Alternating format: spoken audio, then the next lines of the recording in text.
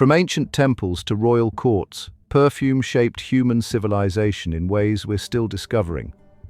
Journey with us through time as we explore how the quest for pleasant scents created the world's first luxury markets and trade routes. Let's travel back over 4,000 years to ancient Mesopotamia, where the story of perfume began. Picture yourself in the fertile lands between the Tigris and Euphrates rivers, where early humans first discovered the magical properties of aromatic plants. The Mesopotamians were pioneers in extracting scents from natural materials like myrrh, frankincense, and various flowers. They didn't just enjoy these fragrances, they believed these scents could connect them to their gods. Archaeologists have found clay tablets with the world's oldest known perfume recipes, written in cuneiform script. These ancient perfumers would soak aromatic materials in water and oils, creating the foundation for perfume-making techniques that we still use today. The Mesopotamians also established the first known perfume factory in the world, located in the ancient city of Babylonia. Moving to ancient Egypt, we discover how incense became more valuable than gold. Egyptian priests understood that pleasant aromas could create powerful experiences during religious ceremonies. They burned special incense called kifi, a mix of frankincense, myrrh, and other precious resins, believing the smoke carried their prayers to the gods. But here's where it gets interesting. Temples began stockpiling these aromatics as a form of wealth. The demand for incense was so high that Egyptian merchants established elaborate trade networks, sending ships down the Red Sea to the mysterious land of Punt to obtain these precious materials. These fragrant substances became a kind of ancient currency, used to pay taxes and trade for other valuable goods. The ancient perfume trade routes were like the internet of the ancient world, connecting distant civilizations through the exchange of precious scents. Arabian merchants became the masters of this network, controlling the flow of frankincense and myrrh from Yemen to Rome. These traders were clever. They spread tales about dangerous dragons guarding frankincense trees to keep their sources secret and prices high. The routes stretched from southern Arabia, through Petra, and all the way to Mediterranean ports. Roman aristocrats would pay up to 100,000 denarii for a pound of premium incense. That's equivalent to a worker's wages for several years. The demand was so intense that over 3,000 tons of incense moved along these routes each year, creating what we might call the world's first luxury market. Let's peek inside an ancient perfumer's workshop, where the magic of fragrance creation first took shape. These early artisans used surprisingly sophisticated tools, ceramic stills for distillation, limestone pressing platforms, and specialized clay vessels for storage. They discovered that certain flowers, like roses and lilies, needed gentle treatment to preserve their delicate scents, while woody materials required crushing and heating.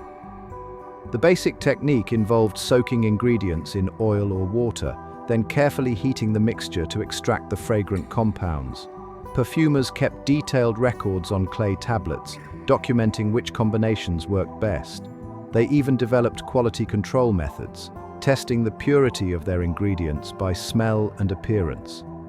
One fascinating discovery shows they used cold enfleurage, laying flowers on layers of fat to capture their scent, a technique that would be used for thousands of years. Let's explore how perfume became the ultimate status symbol in ancient royal courts. Kings and queens didn't just wear perfume, they practically bathed in it. Cleopatra was famous for soaking the sails of her royal barge in fragrant oils, creating a cloud of perfume that announced her arrival before anyone saw her. Persian kings required visitors to wear specific scents before entering their presence, and they stored their perfumes in elaborate containers made of gold and precious stones. In ancient Rome, Emperor Nero spent the equivalent of millions of dollars on rose petals alone for his perfumed parties. These powerful rulers understood something important. Controlling rare fragrances meant controlling wealth and influence. They used perfume to create an aura of divine authority, convincing their subjects that they were somehow more than human.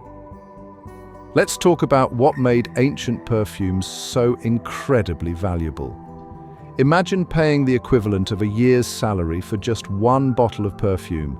That's exactly what ancient people did. The most sought-after ingredients came from far-off lands: frankincense from southern Arabia, myrrh from Ethiopia, and precious spices from India. These rare materials were worth their weight in gold, sometimes even more. Merchants would travel thousands of miles across dangerous terrain to obtain them. The scarcity of these ingredients created what we can call the world's first luxury market. Cities like Petra became wealthy simply by controlling the trade routes these precious scents traveled on. Even everyday people would save up for months to buy small amounts of perfume for special occasions or religious offerings. Let's explore some of the most famous perfume-making centers of the ancient world.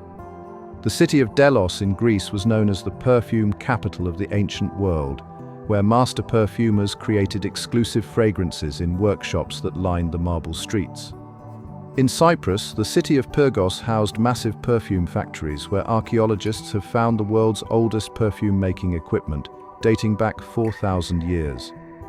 Alexandria in Egypt became renowned for its innovative perfume-making techniques, combining Egyptian, Greek, and Persian methods. These ancient perfume capitals weren't just production centers, they were also important trading hubs where merchants from different cultures exchanged secrets and techniques, creating a rich legacy that influenced perfume making for centuries to come. Ancient civilizations saw perfumes as more than just pleasant scents. They were powerful tools for healing and worship. In ancient Egypt, physicians prescribed specific fragrances to treat various ailments. Frankincense was used to treat wounds and reduce inflammation, while myrrh was believed to help fight infections. Religious ceremonies relied heavily on aromatic substances, with priests using specific scents for different rituals. The Greeks took this medical use of perfume even further, developing detailed theories about how different aromas could affect both body and mind. They created aromatherapy gardens in their healing temples, where patients would walk among fragrant plants as part of their treatment. These practices laid the groundwork for many modern aromatherapy principles we still use today. One of the most fascinating mysteries in perfume history is the countless legendary fragrances we simply can't recreate today. Take the famous perfume of Cleopatra, which historical records say could be smelled from several miles away. Despite having ancient recipes, we're missing crucial details about ingredient preparation methods. Another lost scent is Royal Persian perfume, which used mysterious ingredients from the Silk Road that we can't identify today.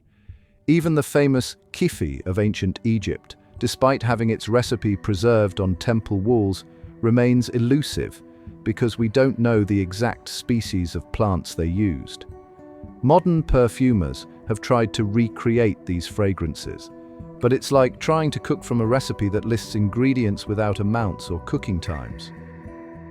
Let's see how ancient perfumery continues to influence modern fragrance creation. Many of today's most popular perfume ingredients, like frankincense, myrrh, and rose, were first used thousands of years ago in Mesopotamia and Egypt.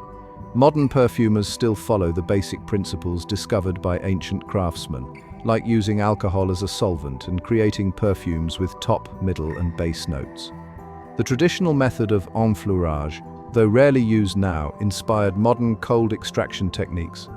Even the way we classify fragrances into families like oriental or floral has roots in ancient trading routes. Big perfume houses like Guerlain and Creed still market their connections to historical formulas, proving that when it comes to perfume, the ancient world never truly disappeared. Thanks for joining us on this fascinating journey through perfume's ancient history. If you enjoyed exploring these fragrant tales, don't forget to like, subscribe, and share this video. Stay tuned for more historical adventures that shaped our world.